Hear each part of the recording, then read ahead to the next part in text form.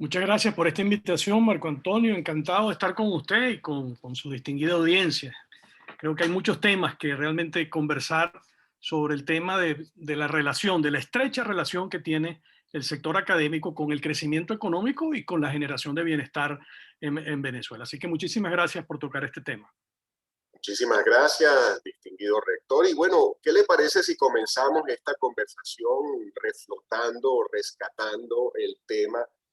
de aquella maravillosa iniciativa llamada los parques tecnológicos, en los cuales usted, gente como usted y gente como el distinguido profesor, mi profesor en la Escuela de Economía, el doctor Henry Vargas Castellanos, tuvieron un rol ahora sí que protagónico en esa iniciativa feliz y que en algún momento del país habrá que retomar? Bueno, el crecimiento económico hoy en día está mucho más relacionado con el conocimiento, con la incorporación de nuevas tecnologías, con la innovación, que con la explotación de recursos naturales. Desde la revolución industrial, hace ya finales del siglo XVIII, o sea, hace ya, digamos, más de 200 años, hasta ahorita mucha agua ha pasado debajo del río. A partir de la revolución industrial, la explotación de recursos naturales, fundamentalmente para obtener energía y para tener materiales para construir plantas industriales, etcétera, etcétera, bueno, tuvieron un gran valor y se formaron imperios para poder tener control y poder manejar todos esos recursos que hacía falta para alimentar el crecimiento industrial, el crecimiento económico. Pero hoy en día mucho más valor que los recursos naturales, que siguen teniendo por supuesto valor, pero muchísimo más valor que los recursos naturales, tienen el capital que se incorpora mediante el conocimiento. Si nosotros ahora tomamos, por ejemplo,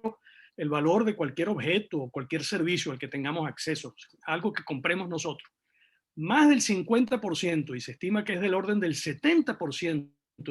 de lo que es el valor de los productos y los servicios transados en la economía mundial tienen que ver con el conocimiento, no con el capital que hizo falta para poder montar las plantas, no con la energía que hace falta para que las plantas operen, no con los materiales que hace falta para fabricar esos productos o producir esos servicios, sino con el conocimiento que hace falta alimentar para que esos productos y servicios puedan ser ofrecidos a la sociedad. Entonces,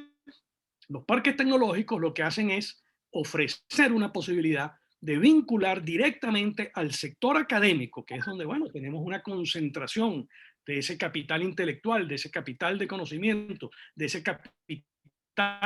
de capacidades para la producción, y el sector productivo que tiene, por supuesto, el rol de llevar todos esos productos y todos esos servicios y ofrecérselos a la sociedad para que la sociedad se desarrolle y tenga bienestar. De tal manera que los parques tecnológicos son una manera muy eficaz, que se han implantado en muchos países del mundo. Yo diría que en prácticamente todos los países del mundo para lograr ese vínculo. Y hay grandes universidades que, bueno, que podemos poner como ejemplo. Por ejemplo, en la era informática que estamos viviendo en este momento, bueno, hay grandes empresas que se han conformado precisamente alrededor de universidades que pusieron a disposición terrenos o infraestructuras o lugares y pusieron a su disposición también personal, profesores, estudiantes, para poder desarrollar productos y servicios que hoy en día, bueno, dominan en, bueno, empresas como Google, empresas como Motorola, empresas como Microsoft. Bueno, todas esas empresas, si uno se pone a ver, están ubicadas muy cerca de centros de conocimiento que aportaron muchísimo para que esas empresas puedan tener en este momento bueno, el rol que tienen en la sociedad.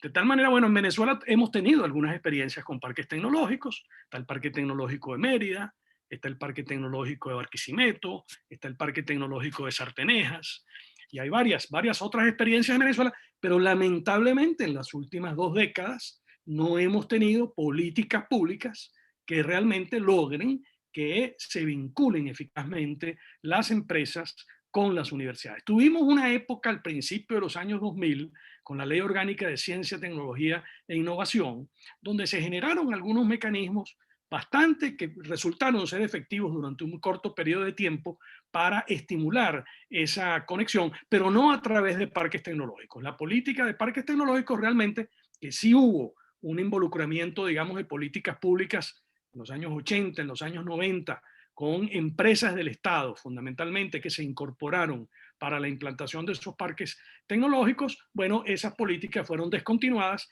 y en el momento actual los parques tecnológicos realmente, bueno, tienen un periodo igual que las universidades, debo decirlo, un periodo en que el desarrollo pues prácticamente se ha detenido. Es urgente que construyamos en Venezuela esas capacidades de vincular el conocimiento que podemos generar en las universidades, las capacidades que podemos producir en las universidades con la construcción también de capacidades para la producción en el sector productivo. Sí, su intervención me recuerda a un amigo común, el ingeniero José Luis Cordeiro, quien habla, hemos tenido la oportunidad de compartir también en nuestro programa con él. Él habla precisamente de la sustitución de la manufactura por la mentefactura. Ese es el juego que se está jugando, digamos, a nivel global, ¿no? Y uno puede recordar, por ejemplo, mencionando casos exitosos, el Parque Tecnológico de Shanghái, ¿no es verdad?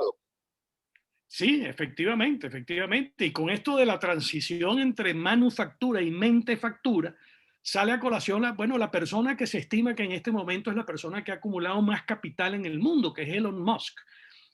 ¿Cómo acumula capital Elon Musk? Bueno, con empresas de comercio electrónico, PayPal, que fue su primer, digamos, emprendimiento, y luego empresas de exploración del espacio, SpaceX, y sobre todo en este momento Tesla, que es la compañía de producción de carros de más capital del mundo. No es la compañía que vende más carros en el mundo. Todavía Toyota, General Motors, en fin, otras venden mucho más carros que Tesla. O sea, es un segmento del mercado aún pequeño, pero es la empresa automovilística de mayor capital que está haciendo las mayores inversiones en montajes de plantas, tanto en los Estados Unidos como en Europa, como en el extremo, en el lejano oriente. Entonces, bueno, y que está cambiando completamente esa empresa y otras cuantas están cambiando completamente con automóviles inteligentes que no son solamente eléctricos, sino que se automanejan, que son autónomos, que no hace falta un conductor, que ya están, digamos, las tecnologías listas para que no haga falta un conductor para manejar los automóviles. Bueno, esos son los automóviles que en muy corto tiempo estarán, se estima, dominando el mercado. Hay países como China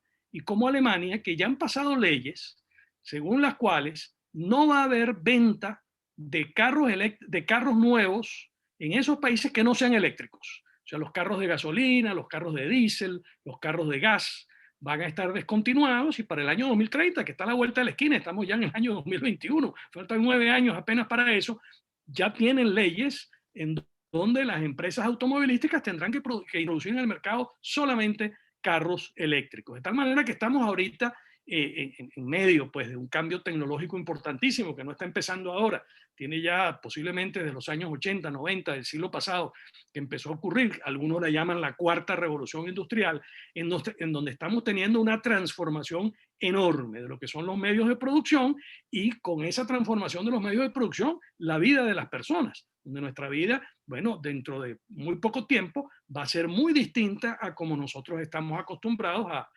haberla visto, ¿no? Muy bien, doctor. Vamos a hacer una pausa comercial y cuando regresemos lo voy a invitar muy cordialmente a que desarrollemos el tema de qué nos falta por hacer en Venezuela para retomar ese camino de la innovación. Porque es verdad que si reconociendo que desde el punto de vista gubernamental las políticas públicas han dejado mucho que desear en estos 20 años, no es menos cierto que hay un cúmulo de emprendedores que contra todos los obstáculos, tanto institucionales como financieros, como de infraestructura del país, recordemos siempre que estamos hablando probablemente en el país con el Internet más lento del mundo, entre unos de ellos, han logrado salir adelante y una muestra de eso es precisamente la metropolitana, donde en su centro de emprendedores y desde sus diversas carreras, no solo y no tanto en Venezuela, sino en América Latina y el mundo, un sello distintivo es precisamente la innovación en emprendimiento. Eso en la próxima parte, cuando regresemos en Prioridad Estratégica, conversando hoy con un invitado realmente especial, el rector Benjamín Sharifker. Ya regresa con mucho más de este interesantísimo tema.